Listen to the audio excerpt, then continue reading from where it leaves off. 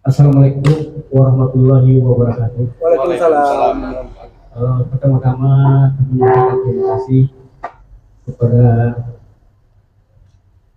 Pak Fitra Helmi sebagai salah satu yang kita kuliti pada hari ini. Seterusnya, adik-adik, berdasarkan dari undangan kami dari PNI, adalah dari kami, dari HMI masih dalam perjalanan ya. Iya, lagi dalam perjalanan. IMN Dalam perjalanan. Dan kawan-kawan mau dari BEM JN BMCG masih ya Bu ya.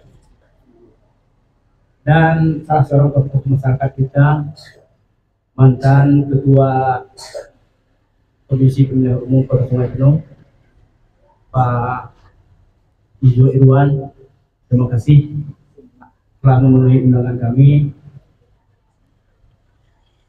Pada hari ini merupakan hari perdana kita menyelenggarakan diskusi, awalnya diskusi publik, tapi sepertinya tidak menggigit, tapi kita fokus, karena kita menyelenggarakan fokus ke calon legislatif. Jadi tema kita menguliti caleg. Jadi bebas, siapa yang sanggup, siapa yang punya kemampuan, yang punya keberanian, boleh duduk di kursi pesakitan kita ini. Sepertinya hari pertama Pak Fitra Helmi yang menyatakan diri siap. Jadi pola permainan kita bebas untuk mengajukan pertanyaan dengan beliau, di mana beliau selama ini, kenapa beliau tergerak untuk maju sebagai calon legislatif, bagaimana beliau melihat, karena beliau adalah calon legislatif dari Kota Sungai Penuh, Dapil 1, bagaimana beliau melihat kondisi Kota Sungai Penuh saat ini dan apa yang akan diperbuat untuk yang akan datang. Kami dari depatinews.com menyelenggarakan kegiatan ini bekerja sama dengan Adinda Polri yang bisa memposting di YouTube dan sebagai tuan rumah di Adita Cafe. Acara ini akan terus berlanjut kalau bisa setiap hari menjelang acara pemilihan. Aturan dari Pak KPU tadi sampai tanggal 10 Februari. Tujuannya apa? Selama ini masa kampanye cukup panjang, lebih 3 bulan, kami menilai tidak dimanfaatkan secara baik. Mungkin ada calon legislatif yang punya ide, gagasan, tidak tersampaikan. Demikian juga masyarakat bingung untuk menentukan pilihan siapa orang-orang yang terbaik. Makanya kita ambil tema jangan sampai membeli kucing dalam karung. Sepakat kita? Sepakat. Oke. Untuk acara pertama kita langsung pembukaan dari salah seorang pesakitan kita untuk menyampaikan visi-visi beliau yang nantinya akan kita bedah bersama-sama di sini. Kepada Pak Fitra, kami persilakan. Bismillahirrahmanirrahim. Assalamualaikum warahmatullahi wabarakatuh. Yang kami hormati Pak Irwan, Ketua Masyarakat, yang kami hormati adik-adik yang menginisiasi pelaksanaan menguliti caleg pada hari ini, ya.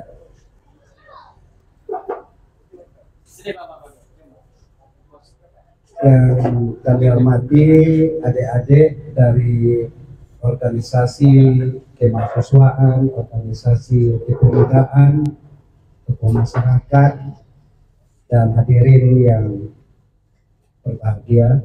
Syukur alhamdulillah pada hari ini kita telah dapat hadir di tempat ini untuk bersama-sama kita bertukar pikiran, bertukar informasi, kemudian kita saling berbagi baik pengalaman, baik kita memberikan imajinasi, memberikan inspirasi kepada siapapun, khususnya dalam rangka kita pemilihan umum 2024 ini sebagai fokus kita dalam memiliki caleg ini. Adik-adik yang kami hormati, nama saya Haji Fitra Helmi, SEMM. Sekolahnya di Sungai Penuh, semuanya ya di sekitar Sungai Penuh ini saja. SD, SD 2, SMP waktu itu SMP 1 masih di sini, di belakang ini. Kemudian SMA ya di sebelah itu lagi, SMA 1. Tamat 84. Kemudian lanjutkan kuliah di Fakultas Ekonomi Unja, tamat 89. Dan kebetulan juga diberi kesempatan untuk melanjutkan ke S2 Magister Manajemen di STKBP Padang. Tamatnya tahun 2005, sudah cukup tua waktu itu. Rekam jejak saya sepenuhnya berada di birokrasi. Awalnya mulai masuk PNS tahun 92 jadi PNS di statistik di BPS 92 di BPS di Kabupaten Bungo Tebo waktu itu. Sekarang sudah mekar menjadi 2 kabupaten, Kabupaten Bungo dan Kabupaten Tebo. Tapi tahun 98 pindah ke Kerinci, cuma 6 tahun di Kabupaten Bungo Tebo. Pindah ke Kerinci di BPS Kabupaten Kerinci. Alhamdulillah waktu itu dipromosikan sebagai kepala BPS, kepala statistik. Cukup muda. Umur 33 saya sudah menjadi kepala statistik. Umur 33. Tahun 2000 terjadi otonomi daerah. Tahun 2003 kita melakukan pemilihan umum secara independen yang dilaksanakan oleh lembaga independen yang pertama kali waktu itu, KPU. Saya mengambil dipercayakan sebagai sekretaris KPU 2003. Di 2003 sekretaris KPU Kabupaten Kerinci. Namun cuma 3 tahun tidak sempat ketemu Pak Erwan waktu itu. Ya, 2006 saya pindah ke Pemda Kabupaten Kerinci menjadi kepala bagian ekonomi dan pembangunan. 2008 terjadi proses pemekaran Kota Sungai Penuh, dan 2009 kita mulai melakukan aktivitas pemerintahan di Kota Sungai Penuh. Bulan Januari 2009 pemerintah Kota Sungai Penuh sudah mulai melaksanakan pemerintahan secara utuh, pengisian jabatan-jabatan di pemerintah Kota Sungai Penuh. Bulan Januari 2009 ya saya ditunjuk sebagai asisten 2 pemerintah Kota Sungai Penuh. Dan kebetulan waktu itu sekdanya belum definitif, belum ada, Pak Arpensa belum dilantik dalam proses sebagai sekda definitif. Dan ketika itu saya juga dipercayakan buat sementara untuk mengisi jabatan itu di Sekda Kota Sungai Penuh. Meskipun 4 bulan, tapi cukuplah Pak Irwan. Cukuplah 4 bulan. Ya. Kemudian pada bulan April ada sekda definitif Pak Artensa. Kemudian saya dipindahkan lagi tahun 2010 ke Dinas Dukcapil. Dinas Dukcapil Kota Sungai Penuh. Dan 2 bulan kemudian saya diberi kesempatan untuk pendidikan di LAN, pendidikan kepemimpinan di LAN lebih kurang 3 bulan, dan sepulangnya dari LAN sekitar bulan Agustus 2010 saya ditunjuk sebagai Kepala Bapeda Kota Sungai Penuh.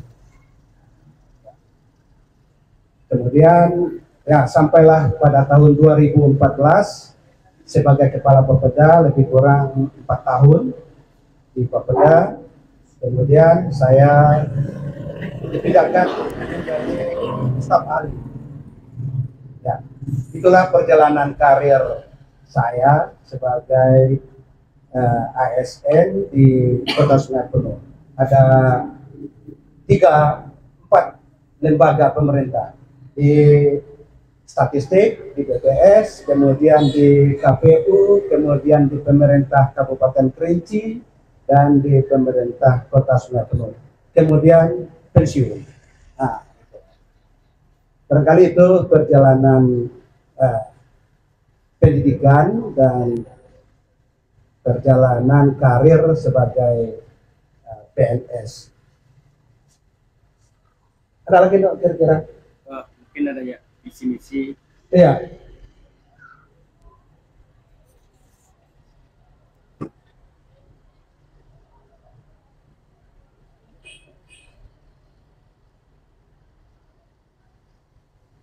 Kemudian setelah pensiun, kenapa tertarik kepada politik gitu kan? Sudahlah, cukuplah pensiun gitu kan. Mungkin adik-adik yang di sekolah tinggi, ada IAIN, ada juga ya IAIN, kita belajar tentang agama. Dalam surat Al-Insyirah ayat 7 itu, Faiza farakta fansab. Jika kamu telah menyelesaikan suatu pekerjaan, maka kerjakanlah pekerjaan lainnya secara sungguh-sungguh. Artinya apa? Agama menyuruh kita untuk tidak diam. Ya, untuk tidak diam. Pensiun bukan akhir dari segalanya. Makanya saya melihat potensi apa yang saya miliki. Saya hanya bergerak di pemerintahan. Maka potensi yang saya miliki adalah di lembaga pemerintahan. Banyak orang yang pintar, banyak orang yang cerdas, banyak orang yang jujur, banyak orang yang memiliki keahlian, memiliki pengalaman. Banyak. Tetapi jika kecerdasannya, jika keahliannya, jika kejujurannya, jika pengalamannya hanya untuk dirinya sendiri, itu tidak akan guna. Tidak akan bermanfaat untuk orang lain. Ya kan? Khairun nas anfa'uhum linnas.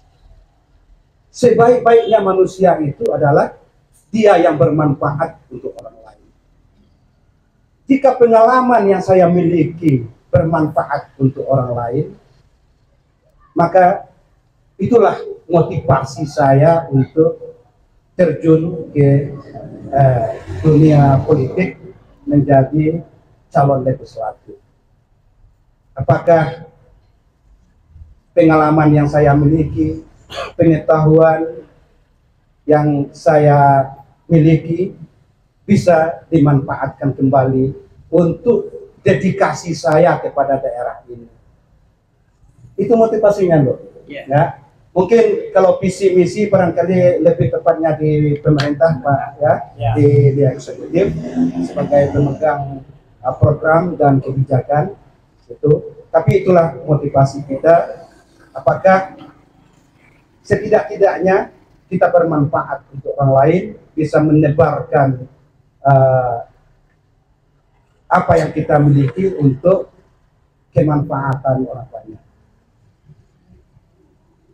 Dan hal yang sangat krusial sekali pada tahun ini, pemilu tahun 2024 dikatakan sebagai pemilu berskala besar. Di samping kita pemilu legislatif, pemilu presiden pada bulan November, mudah-mudahan dimajukan bulan September, kita belum tahu jelasnya, ada pemilu kepala daerah, pemilihan kepala daerah. Artinya apa? Kepala daerah yang belum habis masa jabatannya harus berhenti, harus dipaksa untuk melaksanakan pilkada. Kepala daerah yang sudah habis masa jabatannya nunggu dulu kita pilkada. 2025 seluruh Indonesia ini, seluruh daerah di Indonesia ini start bersamaan. Start bersamaan. Apa yang dituju 2025 ini ketika kita start bersamaan? Yang dituju kita ini adalah goal kita 2045. Indonesia Emas 2045. Siapkah kita menghadapi 2045 itu? Kebijakan daerah, kebijakan nasional, kebijakan daerah disusun pada tahun 2024 dan 2025 ini untuk kita start secara bersamaan. Salah kita dalam menyusun kebijakan kita untuk 2045, maka adik-adik ini juga akan menemui tujuan yang salah. Salah kita menentukan step kita. Salah kita menentukan goal kita, apa yang ingin kita hadapi di 2045 ke depan. Saat inilah kita menyusun kebijakannya. Saat inilah. Dan 5 tahun pertama itu adalah saat yang sangat menentukan berhasil dan tidak berhasilnya kita di 2045. Bisa jadi Indonesia menuju 2045 berhasil sebagai negara yang maju, negara yang berdaulat, dan negara yang berdaya saing. Itu visinya. Tetapi pembangunan nasional terintegrasi dengan pembangunan daerah. Atau pembangunan daerah merupakan bagian integral dari pembangunan nasional. Tapi sanggupkah kita semua penuh ini menuju ke situ? Sesuai dengan apa yang diinginkan oleh negara kita ini, sesuai dengan kemajuan-kemajuan daerah lain. Tahun 2024 inilah kita menyusun kebijakan. Itulah yang memanggil saya juga ikut terjun ke dalamnya, karena basic saya berada di perencanaan, basic saya berada di pemerintahan, mengerti betul tentang Sungai Penuh ini ke depan. Mau kita bawa kemana? Jadi itu Pak Tepanan, mudah-mudahan akan kita terbuka diskusi. 2045 itu adalah milik adik-adik ini. Milik adik-adik ini. 2045 milik kita. Orang yang mempersiapkan masa depannya adalah orang yang mempersiapkan masa kini. Jika dia tidak mempersiapkan masa sekarang, maka dia tidak akan memperoleh masa depan. Di mana dia melihat masa depannya itu? Kebijakan apa yang harus dilakukan untuk melakukan masa depan? Ini. Ketika 2030, 2040, itulah puncak bonus demografi kita. Ya, ketika kita hampir mendekati 300 juta penduduk, 63% dari penduduk Indonesia ini itu adalah penduduk dalam usia produktif. Siapa yang berada di 2045 ini, adik-adik? Makanya kebijakan daerah, apa yang perlu kita persiapkan sekarang ini, memang kita mampu setidak-tidaknya. Kalau anak muda, kekuatan anak muda itu berada di imajinasi. Ya, dia mampu menembus masa depan. Kekuatan kami yang tua-tua ini inspirasi, Pak. Ya, memberi inspirasi, menuangkan pengalaman. Itulah. Tapi kekuatan anak muda itu adalah kekuatan imajinasi. Dia mampu menembus dimensi dan masa depan. Apa yang terjadi dengan persaingan global kita ke depan? Siapkah kita? Tetapi infrastruktur kita, suprastruktur kita juga apakah siap untuk menghadapi persaingan ke depan itu? Barangkali ya, dulu barangkali kita akan lebih cenderung melihat kesenjangan itu adalah kesenjangan kemiskinan, ya, kesenjangan ekonomi. Tetapi yang mengkhawatirkan kita saat sekarang ini itu kesenjangan teknologi. Ke depan kita akan bersaing dengan itu. Semua pekerjaan akan terjadi otomatisasi. Semua pekerjaan akan diambil alih oleh teknologi. Tapi sanggup gak kita masuk ke dalamnya itu? Artinya kita memang perlu mempersiapkan sekarang.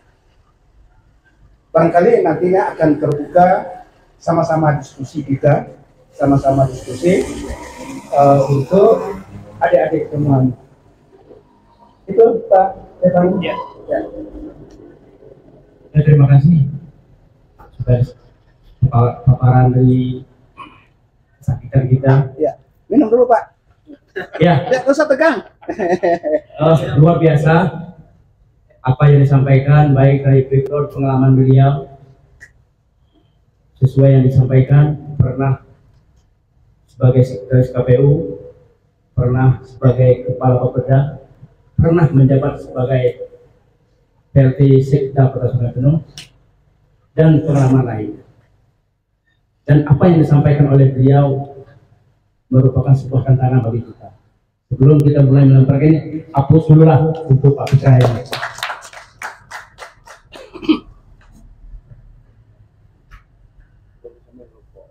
Boleh. Kita bebas santai. Nggak mau diskusi santai. Iya. Kan di blur. Ada blur. Soalnya yang ganggu. Oke, kita istirahat dulu ya. Kita ikuti pariwara berikutnya. Klan.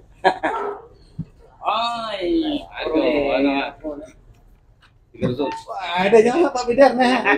Nih apa nih mestronya nih. Bukannya Situ Pak Bidar.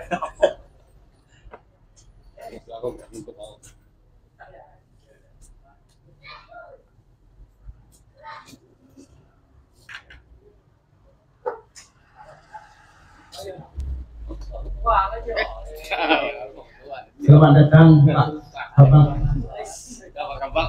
dari Forum Pemuda Tiga Dusun. Luar biasa. No, yo. Pak, no, ye, no.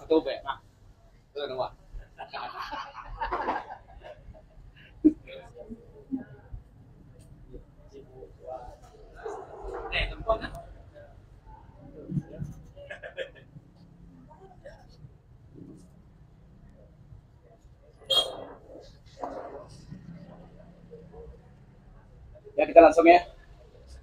Halo. Apa Li? Halo. Li.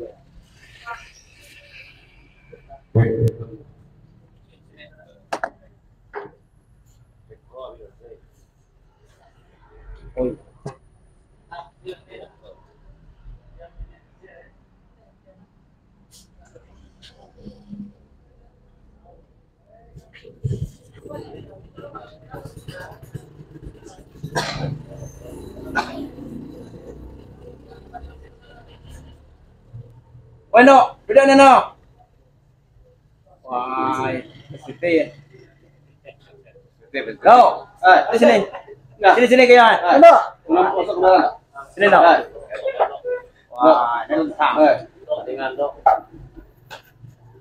Sekarang kompon dok kalau gitu. Telepon. Ayo kita lino dikit ya dikit.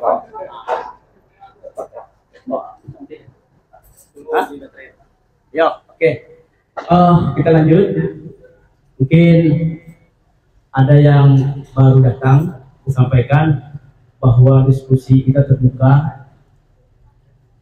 Yang kita bahas mengenai caleg, jangan sampai membeli kucing dalam karung. Sepakat Pak Abang? Salah satu caleg yang bersedia untuk duduk di pesakitan kita adalah Pak Fitra Helmi, caleg nomor 4 dari Kabupaten Kota Dapil 1 Kota Solo. Sementara pesertanya yang pertama tokoh masyarakat, mantan Ketua KPU Kota Sungai Penuh, utusan dari Forum Tiga Musuh, Pipos, SPT, dan juga dari musuh baru. Selebihnya ada dari PMI, BEM, STIE, dan IAIN. Oke, kita lanjut ke tanya jawab.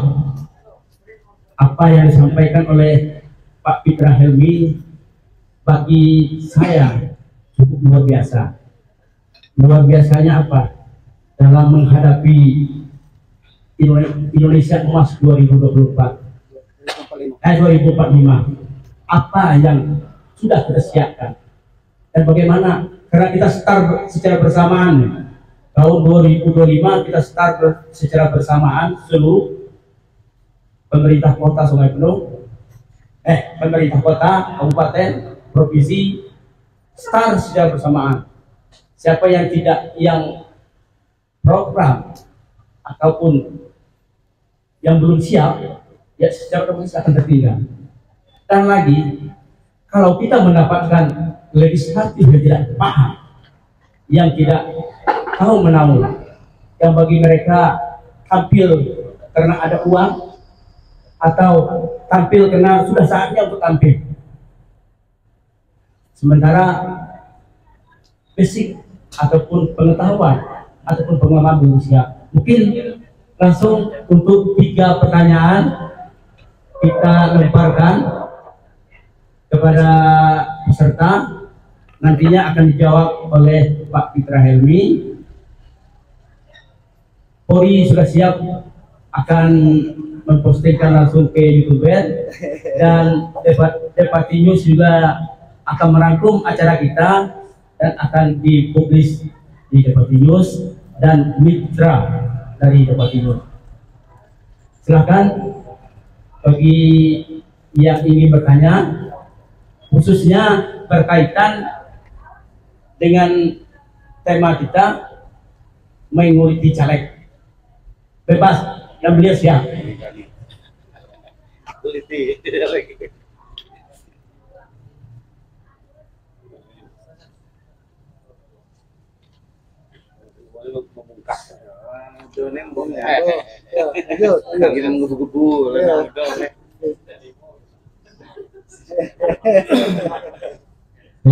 Bismillahirrahmanirrahim. Assalamualaikum warahmatullahi wabarakatuh. Waalaikumsalam. Sebelumnya mungkin izinkan saya memperkenalkan diri. Saya Muhammad Asal dari kebetulan saat ini diberikan amanah sebagai wakil sekjen tema DIY.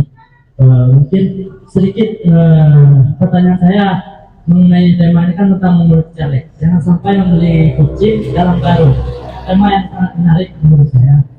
Terutama beberapa waktu yang lalu, Kerinci dan Kota Sungai Penuh sedang berduka, di mana Kerinci dan Sungai Penuh dilanda banjir yang sangat-sangat besar dan sangat merugikan bagi warga Kota Sungai Penuh. Nah, saya rasa beberapa waktu yang lalu, ketika konsentrasi politik yang sama, itu banyak sekali caleg yang berbicara mengenai hal banjir yang seperti ini. Namun realita yang terjadi, warga yang ada di Kota Sungai Penuh dan juga Kabupaten Kerinci itu merasakan dampak.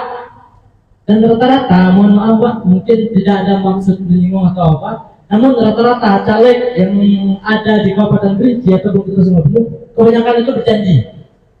Namun rata-rata janji mereka itu hanya tinggal janji ketika mereka duduk pada kursi yang mereka inginkan. Nah, pertanyaan saya yang pertama itu mengenai seandainya ketika Bapak terpilih menjadi anggota legislatif, apa yang akan Bapak lakukan terutama untuk banjir, karena dampaknya itu sangat-sangat berefek terhadap warga Kota Sumbermu dan juga Kabupaten Kerinci. Mungkin lebih khususnya pada Kota Sumbermu, karena Bapak berasal dari dapil untuk Kota Sumbermu. Mungkin itu yang dapat saya sampaikan. Sekian, terima kasih.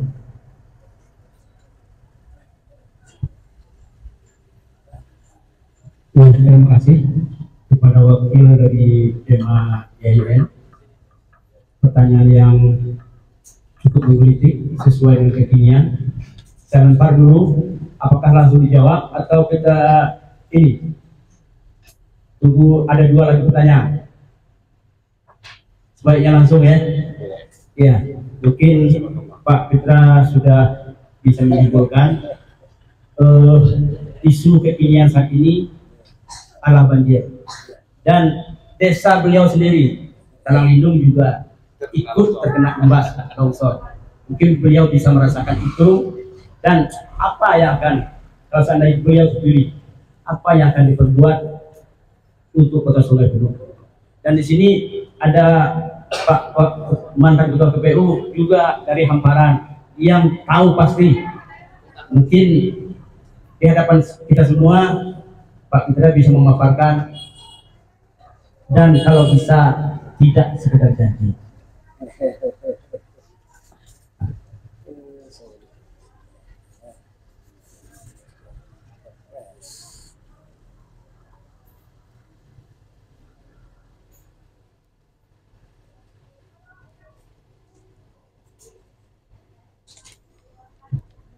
Terima kasih.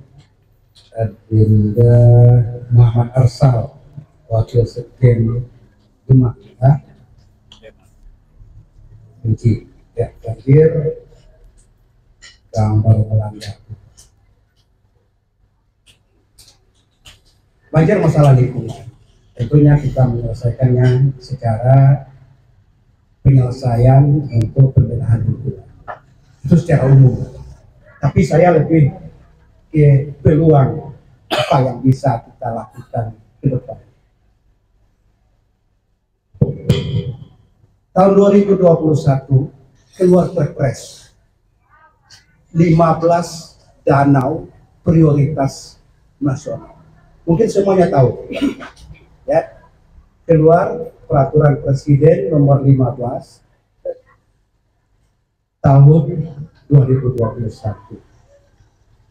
Danau Kerinci termasuk danau prioritas nasional. Ketika keluar peraturan Presiden tersebut tentang prioritas 15 prioritas danau nasional untuk dibenahi secara dari hulu sampai ke hilir, dari hulu sampai ke hilir. Yang jadi masalah kita sekarang ini, kita tidak merespon itu. Tidak merespon itu. Danau Toba merespon. Sudah sekian triliun yang dikucurkan ke situ. Membenahi hulu sampai ke hilir, sampai ke muara. Ya. Memang terjadi pendangkalan danau. Prioritas 15 prioritas nasional itu, 15 danau prioritas nasional itu adalah terjadi pendangkalan. Pendangkalan itu disebabkan oleh ya perusakan di hulu, di aliran-aliran sungai sampai kepada muara ini. Sebab ini peluang yang tidak kita rebut. Memang Danau Kerinci melintasi Danau Kerinci itu dari Batang Merauke melintasi dua kabupaten kota,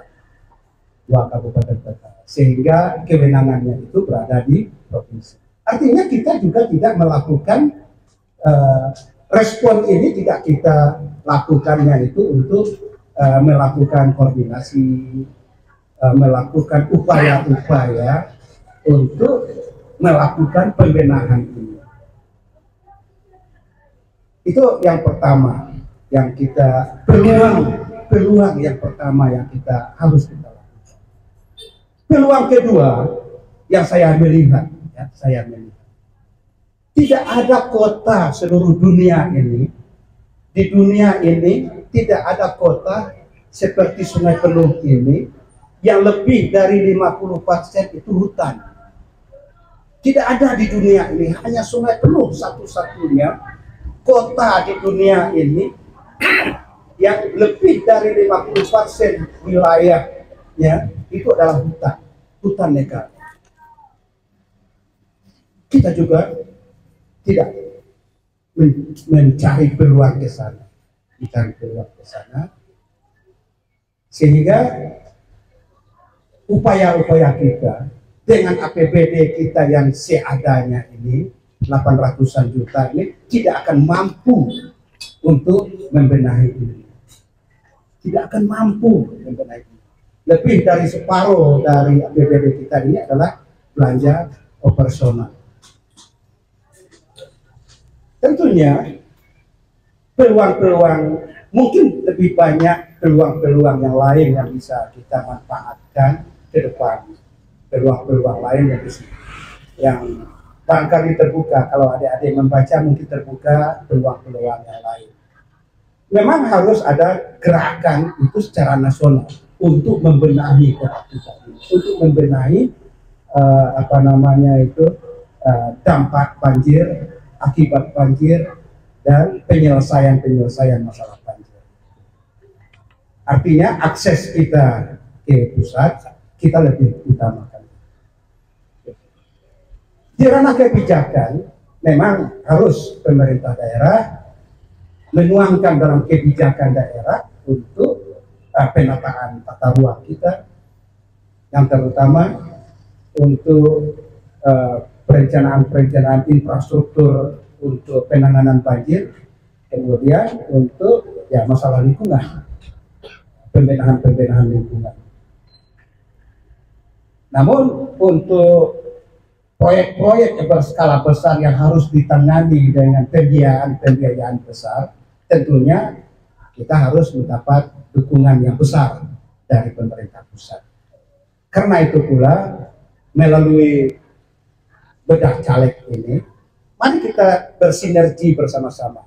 Mungkin pemerintah akan melakukan melalui linknya, melalui akses tersendiri di pemerintahan. Kita di dunia politik akan mencoba lagi, akan akses yang kita lakukan dari dunia politik lagi. Mudah-mudahan itu ketemu dengan apa yang kita inginkan. Masalah banjir jika kita tidak selesaikan, memang akan berdampak besar, semakin lama semakin besar.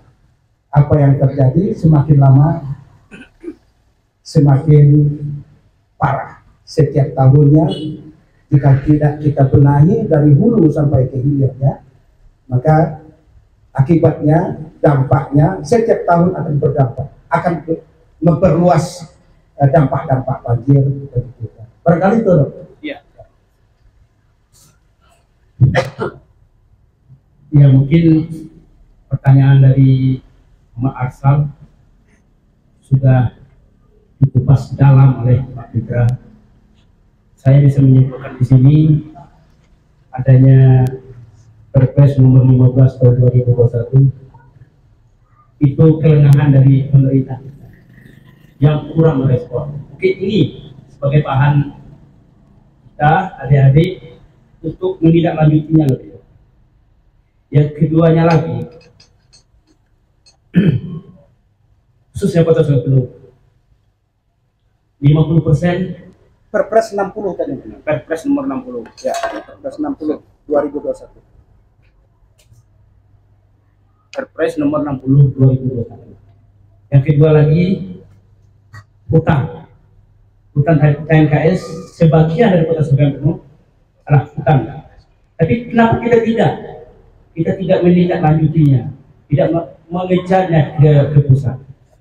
Dulu ini dampak dari kita tidak punya wakil rakyat, tidak punya anggota dewan yang duduk di Senayan. Dulu di saat ada wakil kita di Sarjadil, hampir rutin Batang Merau Pelanggu diadakan namanya normalisasi sungai, hampir setiap tahun. Tapi sejak 10 tahun terakhir tidak pernah tersentuh. Mudah-mudahan kita bersinergi mulai dari Dewan Kota, Provinsi sampai ke nasional, sama-sama untuk memperjuangkan masalah banjir ini. Saya rasa itu ya. Mungkin ada yang mengganjal. Ya, sedikit. Benar apa yang disampaikan tadi. Saya sudah sangat lumayan puas dengan apa yang jawaban yang diberikan oleh Bapak tadi. Tetapi ada satu hal yang agak sedikit mengganjal. Karena salah satu tujuan saya bertanya dengan hal tersebut, saya juga ingin sedikit membahas mengenai dampak lingkungan. Salah satunya, menurut saya, pandangan saya, salah satu penyebab banjir bukan hanya tentang karena sudah mulai dangkalnya sungai Batang Merau atau apa, tapi menurut saya salah satunya lagi itu masalah lingkungan hidup, ini sampah. Namun dari tadi yang itu yang sangat menjaga menurut saya. Salah satunya ada beberapa warga yang menyampaikan ketika banjir yang terjadi, yang datang ke rumah mereka itu bukan hanya air, tapi sampah. Nah, itu yang sangat ingin saya dengarkan dari Bapak tadi mengenai solusi tersebut. Saya rasa saya harap tadi itu mungkin itu masuk dalam pertimbangan Bapak mengenai bagaimana cara kita mengurangi sampah yang ada di Kota Sungai Penuh. Karena realitanya kalau kita berbicara tentang air yang meluap, salah satu penyebab utamanya itu adalah tersendatnya. Yang menyebabkan tersendatnya air hingga banjir itu adalah sampah salah satunya. Nah, ini adalah bukti nyata ya Pak, realita di Kota Sungai Penuh. Nah, saya rasa mungkin sudah beberapa kali Kota Sungai Penuh dan Kabupaten Kerinci melakukan pertukaran, entah itu pemimpin daerah, entah itu pemimpin legislatif, namun nyatanya malah sampah di Kota Sungai Penuh dan Kabupaten Kerinci malah semakin banyak. Dan realita yang terjadi akibat sampah yang semakin banyak menyebabkan banjir terbesar yang dialami oleh Kota Sungai Penuh dan Kabupaten Kerinci. Realitanya seperti itu. Nah, itu yang saya harapkan dikupas tadi gitu. Namun jika yang disampaikan oleh Bapak tadi itu adalah suatu hal yang sangat luar biasa yang mampu saya terima. Namun lebih tepatnya saya menginginkan sebuah solusi, karena salah satu disampaikan juga oleh Abang tadi bahwasanya Bapak pun merasakan sendiri dampak daripada banjir itu sendiri gitu. Nah, mungkin juga ada sampah yang masuk ke rumah Bapak, saya tidak tahu yang itu. Makanya saya bertanya bagaimana tentang solusi hal tersebut, karena salah satu penyebab utamanya itu adalah sampah. Seperti itu. Ya, terima kasih. Mungkin lebih mendalamnya lagi, Pak Fitra akan lebih ke persoalan lingkungan yang tadi beliau memaparkan, membuka cakrawala kita. Banjir, inilah penyebabnya, salah satunya. Mungkin bagaimana ke depan kita persilakan kepada Pak Fitra lebih mendalam. Ya. Spesifik sampah aja ya. Ya, Pak. Lebih tepatnya sampah. Karena yang lain lapas. Ya, masalah perkotaan, salah satu masalah perkotaan itu adalah masalah sampah. Ketika 2011, 2010 kita sudah mulai menyusun rencana tata ruang kita Kota Sungai Penuh. 2011 kita jadikan rencana tata ruang. Memang di dalam rencana tata ruang kita Sungai Penuh itu tempat pembuangan sampah kita itu adalah TPA regional. Namun sayang sampai saat sekarang ini TPA regional kita artinya regional kita Kabupaten Kerinci dan Sungai Penuh itu sudah tertuang di dalam rencana tata ruang kita, ya. Dan tata ruang kita bahwa Sungai Penuh dan Kerinci itu adalah TPA regional, namun sampai sekarang belum. Dan apa yang menurut saya, ya, masalah sampah, apa kebijakan yang dilakukan oleh pemerintah Kota Sungai Penuh saat sekarang ini, TPS 3R, ya, TPS 3R. Mungkin saya tidak akan membedah suasana sekarang, lebih baik pada ke depan, lebih baik ke depan. Kebijakan yang diambil pemerintah Sungai Penuh saat sekarang untuk kondisi perkotaan seperti Sungai Penuh, itulah solusi yang terbaik menurut saya, TPS 3R. Untuk saat sekarang, dengan teknologi yang ada saat sekarang, kita ke depan mungkin teknologinya akan lebih bagus, tetapi saat sekarang ini TPS 3R itulah kebijakan yang paling benar. Hanya saja dibangun TPS 3R itu tidak akan langsung menyelesaikan masalah sampah. Itu masalahnya, kan gitu. Masalah sampah. Tetapi kebijakan yang telah diambil oleh pemerintah daerah itulah solusi yang terbaik saat sekarang. Mari kita bedah 3R itu kita bedah, ya, 3R, TPS 3R. TPS itu akhirnya, hilirnya, prosesnya itu berada di 3R. Reduce, recycle. Reuse mengurangi sampah. Untuk mengurangi sampah, kebijakan apa yang harus kita lakukan? Itu yang belum. Kan gitu kan? Misalnya produksi sampah kita Sungai Penuh sekarang ini 70 ton per hari. Dengan kebijakan R pertama tadi, R1 tadi, reuse, mengurangi sampah. Bagaimana mengurangi sampah dari 70 menjadi 50 misalnya. Baru berjalan R1. R2 reduce. Reduce dulu apa reuse? Ya, kita memanfaatkan kembali sampah. Memanfaatkan kembali sampah. Botol-botol kita manfaatkan.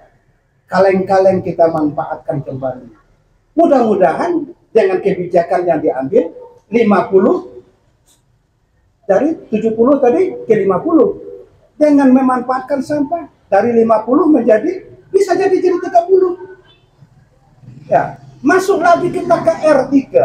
Ini proses R3 mengolah kembali.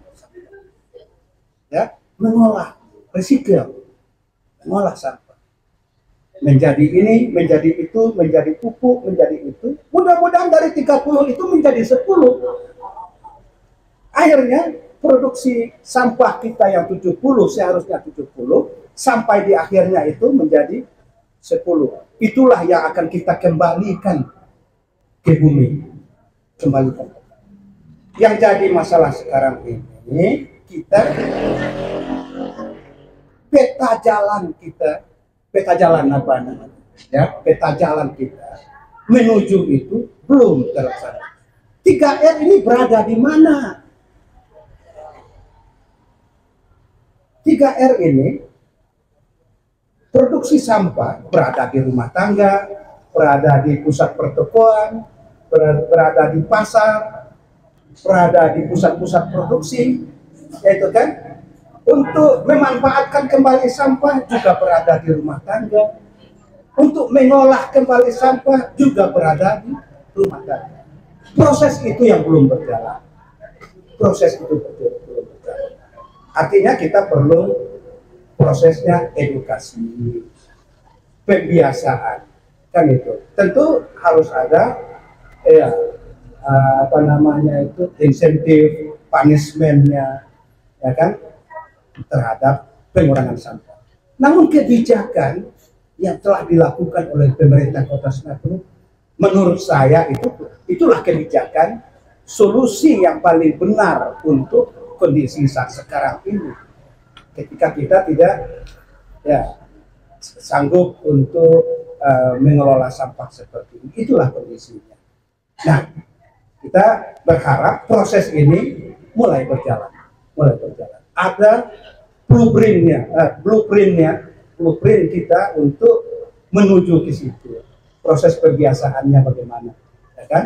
Nah, di mana-mana mungkin di kota-kota besar di dunia proses juga inilah pola seperti inilah yang diambil oleh hampir semua kota-kota besar di seluruh dunia, hampir pola-pola. Dan kita sudah menjangkaunya lebih awal, gitu. Lebih awal dengan kondisi daerah kita yang memang kesulitan di dalam tempat pengolahan akhirnya. Saya rasa itu tinggal pemerintah kita untuk menindaklanjuti bagaimana proses ini berjalan, karena pemegang peran utamanya di sini bukan pemerintah, tetapi masyarakat kan. Proses kebiasaan masyarakat ini yang perlu waktu barangkali, tentunya dengan gerakan-gerakan yang harus kita lakukan secara bersama-sama. Ya, pemerintah daerah tetap harus kita dorong, harus kita pecut, gitu kan, untuk melakukan bagaimana supaya proses ini tetap berjalan semestinya. Yang kita lihat sekarang ini, TPS 3R-nya sudah selesai, tapi ya tidak semudah membalik telapak tangan. Selesai TPS 3R, maka persoalan sampah itu selesai, tidak. Sebab persoalan sampah, penyelesaian masalah sampah lebih banyak kepada ya rumah tangga, pelaku-pelaku ekonomi, dan seterusnya. Ya, barangkali itu, Pak. Ya, tapi saya juga berharap juga TPA regional kita antara pemerintah Kota Sungai Penuh dengan pemerintah Kabupaten Kerinci itu tetap berjalan. Kalau Pak Herwan gimana? Harus jalan. Ya. Bagaimanapun juga sisa dari TPS 3R tetap harus kita ditampung di TPA, tempat pengolahan akhir, untuk mengembalikan ke tanah.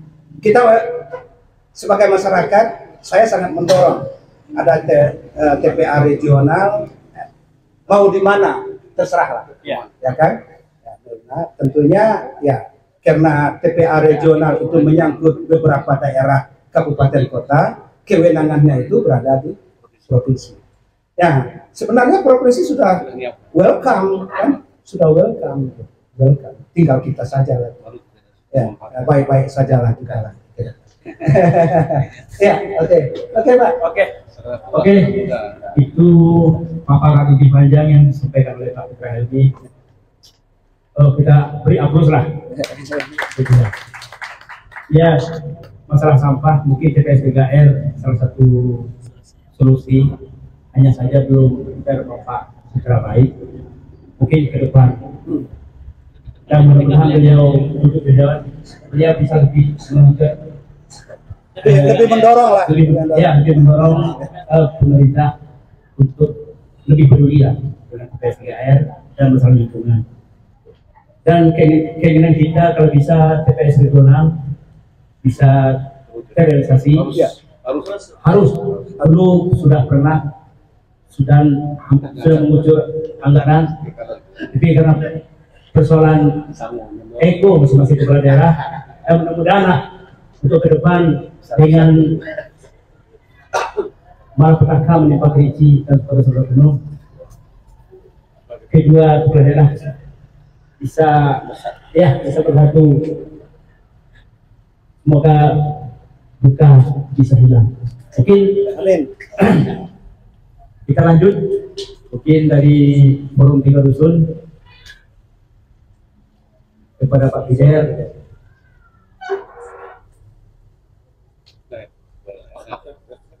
Ya, langsung Pak Irwan.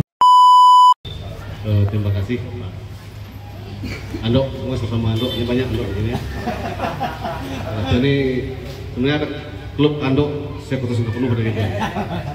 Pak Putra Helmi, abang saya, Saya tertarik dengan judul ini, menguliti caleg jangan sampai membeli kucing dalam karung.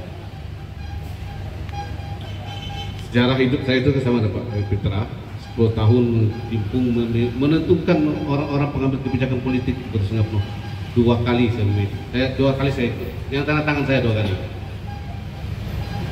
Tentu ini berpengaruh, ya, berpengaruh. Kenapa? Kita ingin pemilu legislatif itu menghasilkan para pengambil kebijakan politik yang berkualitas. Lepas dari siapapun, dari partai manapun, kita yang utamakan ada kualitas individunya, kualitas manajemennya, kualitas komunikasinya, kualitas dan lainnya. Nah, ini untuk menghindari apa? Untuk menghindari hal-hal yang sifatnya adalah hal-hal yang dilarang oleh pelaksanaan pemilu sendiri. Monopoli, bertakwa, ataupun saling menjelekkan, itu caranya adalah dengan melakukan sesuatu dengan melihat secara realita dan kualitas. Tentu membutuhkan, maaf adik-adik kami ini yang menjadi check agentnya, agen perubahan untuk menciptakan pemilih-pemilih yang cerdas. Pemilih yang cerdas itu pemilih yang tahu dengan latar belakang yang akan dipilih. Saya sampaikan dengan sahabat saya Pak Depanan tadi, saya sampai hari ini belum untuk kepilih. Kenapa? Tidak ada yang bisa saya jadikan. Nilai lebihnya apa? Nilai lebihnya apa? Tentu nilai lebih kita ada yang muncul di dalam dengan Polri dia waktu diskusi kemarin itu ada 3 hal yang kita balikkan. Ya. Hal pertama itu adalah mainnya, otaknya. Yang kedua baru metodenya itu sampai ke Pak Petra. Visi dan misi adalah metode. Strategi itu adalah metodenya. Yang ketiga baru moninya. Yang kita balikkan moninya dulu, baru metode, baru orang itu terbalik. Maka akan tidak menghasilkan yang namanya yang tidak berkualitas tadi. Ini sebagai pembuka saja. Kami ingin mengharapkan mau dapil 1, dapil 2, dapil 3 ini semuanya adalah anggota DPR kita terpilih berkualitas. Kita baca demikian, kita berkualitas. Karena apa? Secara prosedur kebijakan politik itu lebih cepat daripada kebijakan penguasa. Hari ini bisa buat peraturan, kalau Pak Fitra duduk di DPR bisa bikin perda, mungkin aturan kemarin tidak berlaku lagi. Ini akan mempercepat prosesnya mengambil kebijakan. Baik kebijakan pengawasan, baik kebijakan terhadap regulasi sendiri maupun kebijakan terhadap anggaran. Tentu ini butuh orang-orang berkualitas dan paham dengan yang namanya kondisi realnya, masalahnya. Kemudian khusus untuk Pak Fitra sebagai salah satu caleg dari dapil 1, dari background dan juga dari saya mencermati rekam jejak tadi. Rekam jejak itu baik secara organisasi, secara moral, secara kemasyarakatan, itu rekam jejak. Visi dan misi itu pada pengambil kebijakan itu birokrasi, visi dan misi. Karena ada visi, ada misinya nanti. Nah, tentu rekam jejak ini menyangkut hal-hal yang akan kita lakukan. Yang kita salah pilih, memilih kucing dalam terpilih kucing dalam karung nanti lah rekam jejaknya. Penyesalan datang belakangan nanti. Ya, penasaran apa? Saya ingat kata Ananda kami dari Dita tadi, kucing dalam karung itu apa? Itu anak kucing saya sudah tahu kucing dalam karung itu apa. Jangan salah pilih nanti. Lebih baik kita beli kucing kampung katanya daripada kita salah pilih. Itu hal menarik, spontan saja. Nah, dari latar belakang Pak Fitra tadi saya ingin menanya. Di DPR punya 3 fungsi. Yang pertama fungsi legislasi tadi, membentuk yang namanya peraturan daerah. Yang kedua itu fungsi anggaran. Yang ketiga adalah fungsi pengawasan.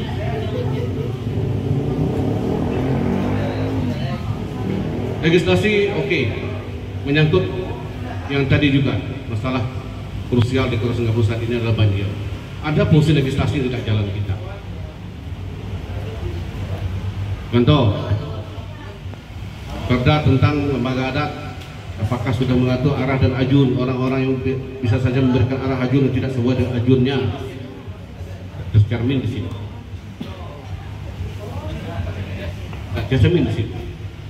Kami di Rawang, mohon maaf, kenapa banjir itu? Karena penyempitan badan sungai. Kenapa? Delta terbentuk sudah diberikan arah aja. Itu penyebabnya. Saya ketua tim peduli Rawang. Ya. Tanpa adanya SK, tanpa saya rasa sampai saat ini tidak dibubarkan. Insya Allah hampir sama ada bantuan dengan pihak lain. Dengan trust saja dan kepercayaan saja. Dan masih memberi kebutuhan sampai hari ini. Nah, tentu ini Pak Fitra,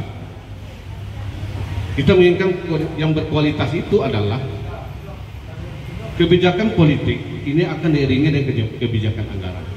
Kami tidak menginginkan nanti sebagai warga Kota Sungai Penuh yang 100.459 itu, sehingga kita masih 25 kursi. Pada itu 30 kursi, baru 40 sudah semua. Tidak menginginkan nanti tumbangnya atau kalah bersaingnya antara kebijakan politik dengan kebijakan birokrasi. Kenapa? Dalam perencanaan pembangunan Pak, kita lebih tahu, saya praktisi Pak Fit. Ya, lebih kurang 18 tahun itu saya praktisi perencanaan. Bahkan menjadi zaman Pak Fit dan Pak Aspia dulu, dia salah satu penyusun dari pihak eksternal menjadi penyusun PJM di Kota Sungai Penuh, ya, di kerjaan. Nah, tentu ada semacam kekuatan Bapak jika terpilih nanti untuk mewujudkan dua hal. Yang pertama, sisi positif politik Bapak dengan langkah strategis untuk mencapai kelas penuh demikian. Kemudian ada beban dari konstituen, kami ini konstituen, pemilih yang menentukan, karena gabungan dari suara-suara kami ini menjadi kursi yang Bapak duduki. Ya, suara kami, suara nanda saya, adik-adik ini 1, 2, 3 sampai akan menjadi kursi. Kursi itulah yang menjadi beban aspirasi kepada Bapak. Jika Bapak kalah dalam bertempur memperjuangkan aspirasi dalam bentuk perencanaan partisipatif, ya kami kecewa. Yang siapa pun kecewa. Untuk itu kami mohon strategi yang bisa Bapak gunakan, karena mohon maaf saya agak keras setelah jadi mantan Pak Kabak, setelah jadi mantan agak keras sedikit karena 10 tahun bertahan ya. Jiwa dulu bakat SM lawan zaman Orde Baru dengan saudaraku dulu ini agak tertahan sedikit karena baru lepas ya. Jadi bagaimana menstrategikan itu sehingga kebutuhan yang dirancang oleh pemerintah daerah dalam bentuk APBD itu tetap unggul daripada keinginan. Demikian, terima kasih.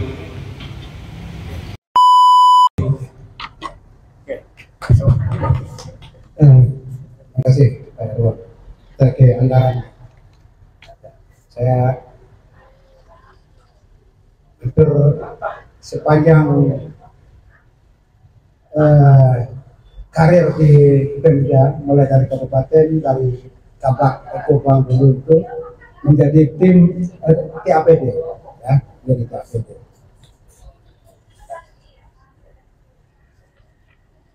Ada kebijakan anggaran, ya, kebijakan anggaran PBD khususnya. Ya. Ketika masuk ke APBD disusun oleh pemerintah daerah, APBD ya, disusun oleh pemerintah daerah, lalu tugas DPRD itu mengesahkannya. Pertimbangan mengesahkannya ini yang jadi masalah, menjadi yang harus kita lakukan perubahan. Ada dua dimensi. Pertama, pertimbangan politik. Yang kedua adalah pertimbangan fiskal. Pertimbangan fiskal. Hal yang utama yang harus dilakukan APBD ini adalah kebijakan fiskal, bukan kebijakan politik yang harus dikedepankan, tetapi adalah kebijakan fiskal. Apa itu kebijakan fiskal? Bagaimana APBD ini meningkatkan pertumbuhan ekonomi, melakukan pemerataan pendapatan, meningkatkan infrastruktur daerah, memberi pelayanan-pelayanan kepada masyarakat, bahwa APBD ini adalah yang harus utama yang harus di satu mindset kita, APBD ini adalah belanja publik.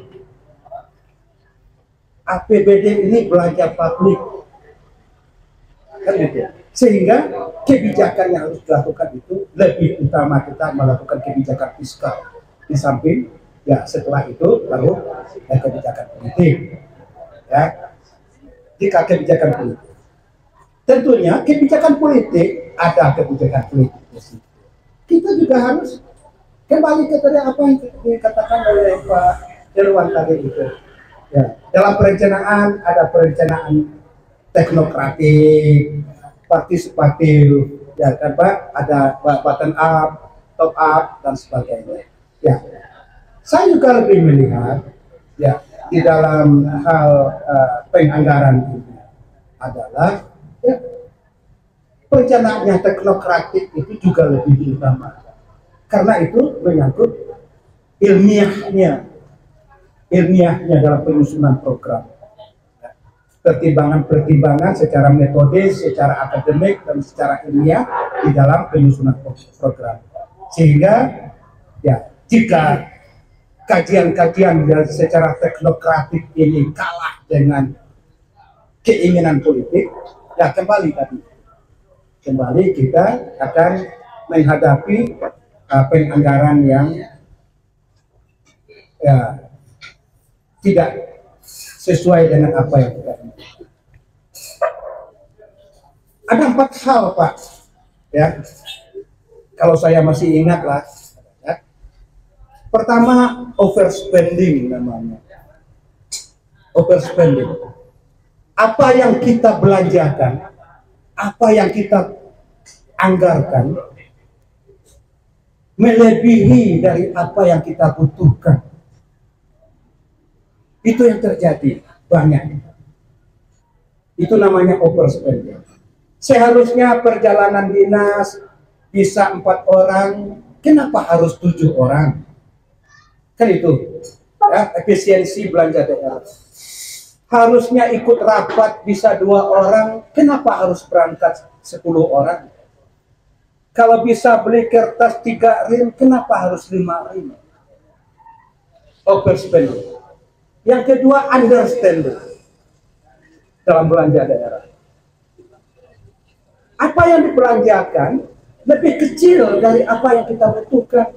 Masyarakat butuh jalan 2,5 kilometer, tetapi dianggarkan 2 kilometer. Itu understanding. Understanding. Apa yang dibutuhkan tidak sesuai dengan apa yang dianggarkan, apa yang dibelanjakan. Kemudian misspending. Misspending itu apa yang dianggarkan, apa yang dibelanjakan tidak sesuai dengan apa yang dibutuhkan. Masyarakat butuh ini, justru belanjanya di sini. Ya. Misalnya di UMKM misalnya, pemerintah sudah menyediakan untuk produksi, alat-alat produksi, misalnya untuk memasak, alat-alat elektronik untuk memasak, justru wattnya 3.500 Pak, ya, rumah tangga hanya 900, tetapi yang dibelanjakannya itu yang 3.500 watt, akhirnya apa yang dibutuhkan tidak sesuai dengan apa yang dibelanjakan. Padahal keinginan pemerintah itu sudah benar. Nah, tetapi itulah. Yang keempat baru perspanding. Ya, perspanding itu menganggarkan atau membelanjakan APBD yang menyalahi aturan-aturan. Mudah-mudahan ke depan kita bisa melakukan 4 ini, ya. Dari pengalaman kita, mudah-mudahan ya kita bisa bersinergi. Keinginan saya ada sinergitas antara pemerintah, antara eksekutif dengan legislatif. Menyangkut dengan fungsi legislasi, misalnya Bagaimana mungkin kita menghasilkan kebijakan yang benar ketika DPRD melaksanakan fungsi legislasi? Substansi legislasi itu belum paham. Ya? Untuk menghasilkan kebijakan yang benar, ya, substansi legislasi kita tidak paham. Kembali kepada tadi perda yang dihasilkan dan sebagainya. Apalagi kebijakan-kebijakan yang menyangkut anggaran, gitu kan? Apalagi saat sekarang ini untuk 5 tahun pertama 2024-2029 ini kita akan menghasilkan kebijakan yang paling banyak. Kita akan menyusun RPJP, rencana pembangunan jangka panjang kita untuk 2045. Kita akan mengevaluasi kembali, mungkin akan menyusun kembali rencana tata ruang kita. Kita mesti harus menyusun rencana pembangunan jangka menengah kita. Itu harus. Dan itu muatan-muatan kita yang harus kita lakukan untuk ke depan. Yang menjadi betul-betul yang menjadi tanggung jawab moral kita itu RPJP kita yang sekarang ini sedang disusun dan disahkan oleh anggota Dewan besok ke depan, itu yang mengesahkan, mudah-mudahan itu yang depan. Salah dalam kebijakan yang diambil yang menjadi menerima risiko adalah generasi-generasi kita ke depan. Generasi kita ke depan. Barangkali itu, Pak Erwan. Ya, terima kasih. Luar biasa nih, lebih mendalam. Mungkin kalau kesimpulan tinggi jelas, bagi saya pribadi yang bisa disimpulkan bahwa bagaimana menjalankan tugas sebagai legislasi, sementara substansi dari legislasi sendiri banyak tidak paham. Mungkin itu menjadi PR kita semua, dan harus kita gedor lagi supaya anggota dewan yang duduk lebih paham dan lebih mengerti dengan keinginan dan aspirasi masyarakat. Mungkin kita lanjutkan sesi kedua. Mana kedua HMI ini? Pak Ten. Ada ketua HMI.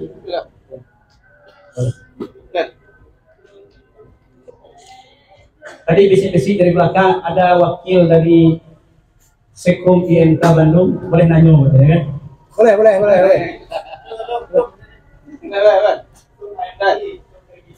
Mungkin untuk berikutnya dari forum tidak usul supaya lebih mengena tepat sasaran, mungkin beberapa pilihan dan diberi waktu lebih panjang.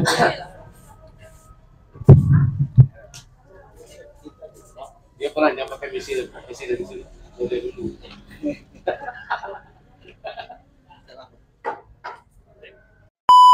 Assalamualaikum warahmatullahi wabarakatuh.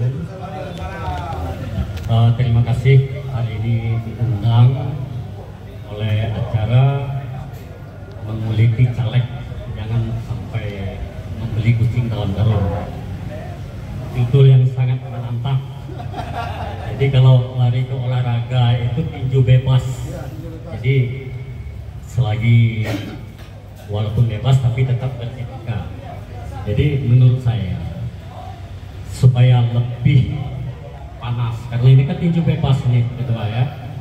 Jadi kita jangan pertanyaan-pertanyaan, ya jangan yang normatif supaya ada hasilnya kita duduk. Jadi memang resiko jadi caleg memang harus model itu kan, harus siap. Kalau pakai kisi-kisi pertanyaan berarti tidak siap.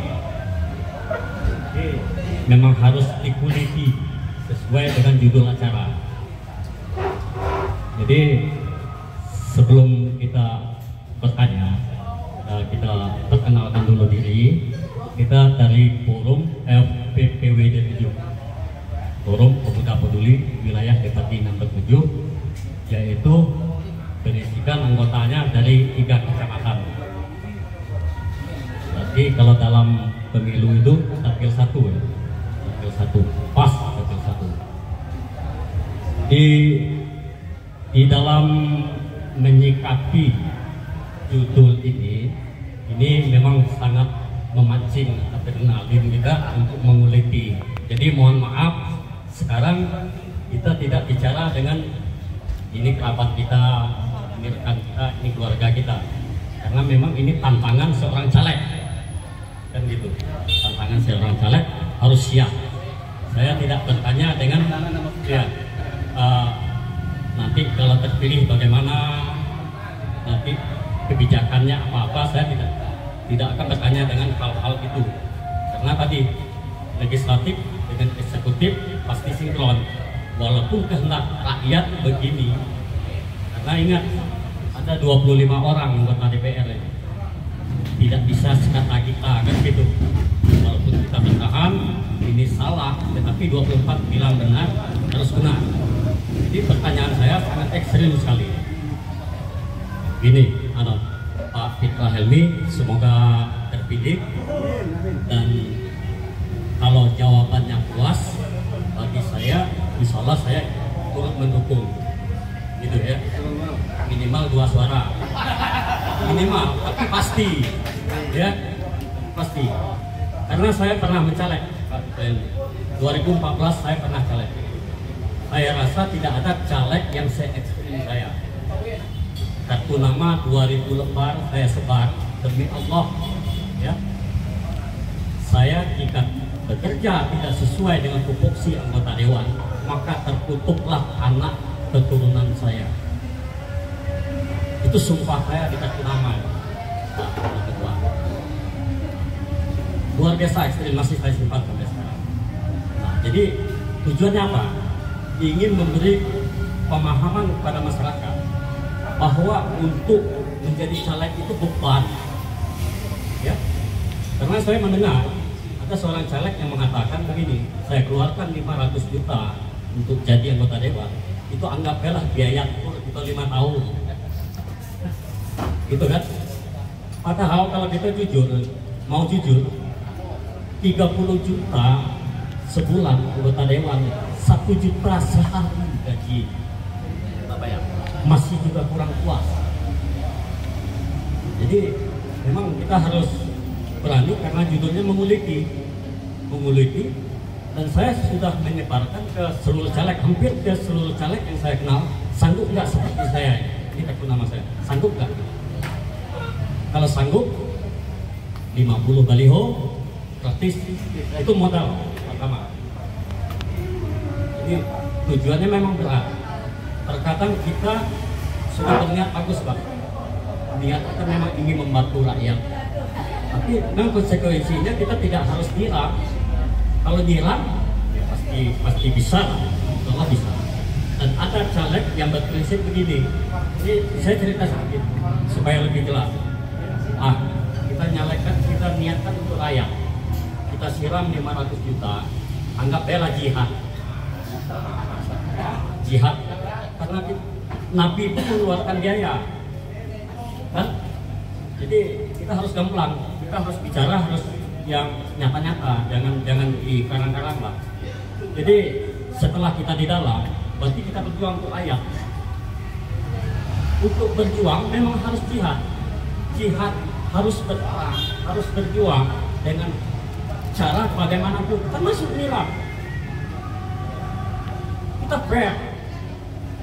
Karena belum ada sejarah, dan saya belum bertemu, mungkin bapak-bapak atau adik-adik pernah bertemu caleg yang tidak nyerang. Mohon maaf, ya, kecuali mulai reformasi itu masih nomor urut. Setelah suara terbanyak sampai hari ini, kita harus jujur. Nah, jadi sekarang terserah bagaimana Pak Fitra Helmi mau bisa duduk, saya tidak mau menggubris itu. Polanya bagaimana, ya namanya caleg. Bagaimana bisa duduk dengan cara masing-masing.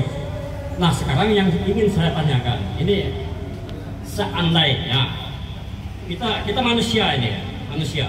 Ini ada sebuah kebijakan kebijakan ini sudah pasti tidak memihak kepada persentasenya lebih besar masyarakat, tidak memihak ke masyarakat umumnya, hanya memihak kepada segelintir atau kelompok tertentu.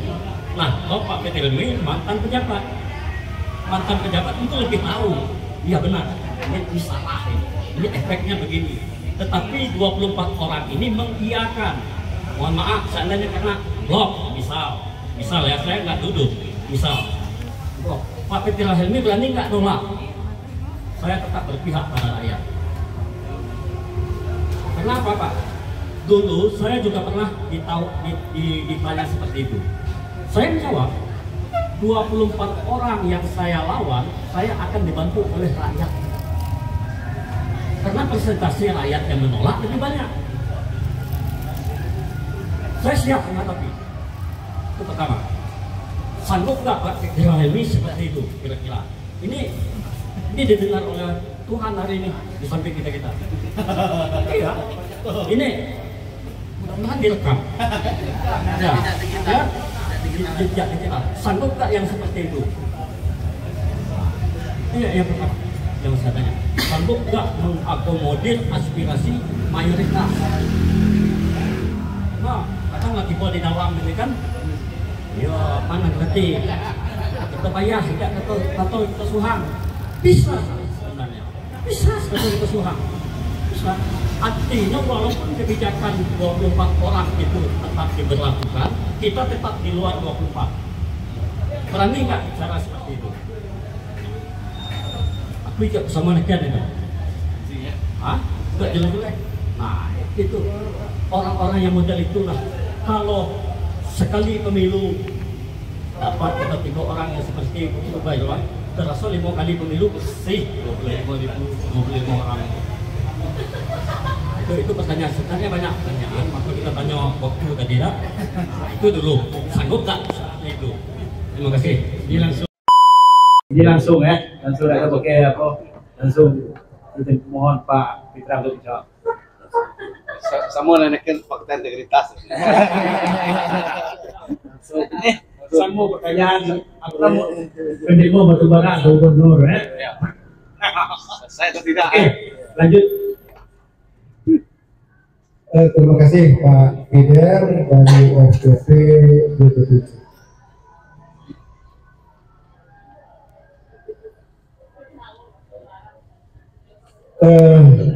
Tajam sekali dan ya butuh keberanian untuk menjawabnya. Jejak digital itu ternyata. Suara minimal. Tidak turun gunung. Tidak turun gunung. Di tataran kebijakan Pak, ya, di tataran kebijakan memang di sana kita harus mengakui bahwa itu adalah keputusan kolektif. Keputusan kolektif. Tataran kebijakan itu adalah kolektif.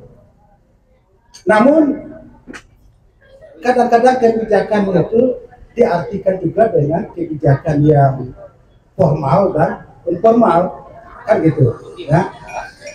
Ada kebijakan yang sejenis kesepakatan ya, bukan menjadi kebijakan publik yang harus dibuat. Bisa saja nanti di kebijakan publik saya tidak sesuai ya, di tataran kebijakan untuk publik saya tidak sesuai, namun tetap akan menjadi sah, tetap akan menjadi sah. Saya lebih menangkap apa yang disampaikan oleh Pak Peter tadi itu kepada hal-hal yang ya ilegal, ya, ilegal. Mungkin tidak, ya. Saya insya Allah berani 1 dari 24 itu, berani 1 dari 24. Ya. Saya sudah pensiun Pak, ya. Mungkin untuk kekuasaan cukuplah, cukup kalau kekuasaan cukuplah. Untuk yang orang seperti saya pernah menjabat pelaksana Sekda, pernah menjadi kepala Bapeda. Itu sudah puncak dari karir bagi saya. Untuk harta, usia saya barangkali 5-6 tahun ini, alhamdulillah. Ya, alhamdulillah.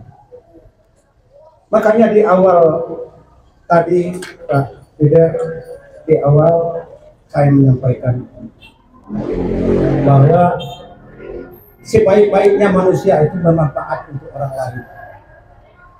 Bermanfaat untuk orang lain. Apakah diri saya ini bermanfaat atau tidak? Bisa memberikan kontribusi untuk daerah ini apa tidak? Mudah-mudahan ya, sisa usia saya ya, sisa ini saya kembali kepada apa yang kembali saya katakan tadi ya, bahwa kita dilahirkan adalah sebagai hamba Allah untuk beribadah kepada Allah. Mudah-mudahan ini jalan ibadah bagi saya. Jalan ibadah. Jalan ibadah. Jika memang mesti nantinya harus bertentangan dengan batin saya, memang ini menjadi jalan mudarat, saya tidak menyesal untuk meninggalkannya. Ya. Kalau ini jadi jalan mudarat, tanggung Pak, tanggung adik-adik ya, tanggung. Apakah sisa usia saya ini yang tinggal sekian itu kita bawa ke arah-arah yang mudarat? Saya niatkan diri saya bahwa ini jalan ibadah. Jalan ibadah untuk berbuat, untuk mengabdikan diri, untuk bermanfaat untuk orang lain. Dan saya berani berjanji seperti itu. Dan ya, tujuan akhir kita sama. Saya mungkin ya kecerdasan apa nama itu ya, untuk kita pasti menuju ke situ lah. Apa yang mau kita bawa lagi? Dan ya, cerdas kita berpikir bahwa untuk apa sisa hidup kita. Mudah-mudahan Pak Fidel, mudah-mudahan, insya Allah gitu. Ini menjadi jalan ibadah buat saya untuk bisa berbuat untuk orang banyak, jalan kebaikan untuk menebarkan kebaikan juga buat orang lain, terutama beban sosial saya, beban moral saya terhadap generasi-generasi ke depan. Generasi ke depan untuk mereka bersaing ke depannya dalam persaingan yang semakin ketat. Tentunya kita berharap nantinya saya akan berusaha, mudah-mudahan ya semampu kita, mudah-mudahan pemerintahan yang baik, yang bersih, pemerintahan yang berwibawa, kita akan menuju pemerintahan yang berkualitas untuk Kota Sumatera. Ya kan? Barangkali itu Pak Fidel. Ya. Ya, kita beri apresiasi Ensiklopedia ini, jejak digital ada yang kita. Ya. Mungkin apa yang disampaikan oleh beliau bahwa ini adalah jalan ibadah. Jika bertentangan dengan batin beliau, siap untuk meninggalkan kursi dewan. Mungkin luar biasa hari ini kita betul-betul menguliti caleg. Mudah-mudahan dengan suara ini bisa menambah bahwa kita tidak mencari membeli kucing dalam karung. Sebelum kita mengakhiri, kita break dulu. Kalau kita lanjutkan sudah sholat, Pak Ketum, ada mungkin Pak Ketum sudah menyiapkan pertanyaan, mungkin walaupun nanti tidak secara formal, kita bisa kita tahan di sini dulu sebelum kita mengakhiri acara diskusi malam ini, sore ini. Saya baca pantun dulu dari Pondok Tinggi Kota Lindung. Membawa beras persediaan pangan, ternyata bukan membeli kucing dalam karung. Orang hebat, cerdas dan layak jadi pilihan.